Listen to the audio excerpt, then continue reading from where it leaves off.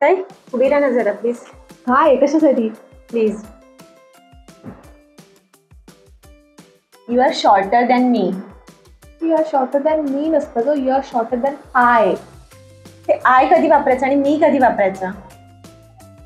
तुम्हाला माहिती का कंपॅरिझन करताना आय कधी वापरायचं आणि मी कधी वापरायचं? चला तर मग.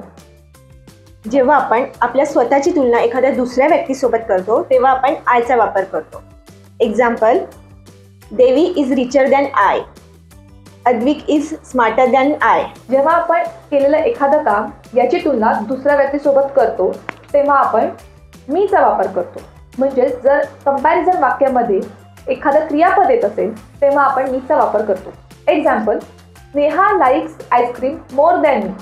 Rucha speaks English better than me. या दोन्ही वाक्यांमध्ये लाईक, स्पीक ही क्रियापदे येत आहेत, त्याच्यामुळे मी मीचा वापर केलेला आहे.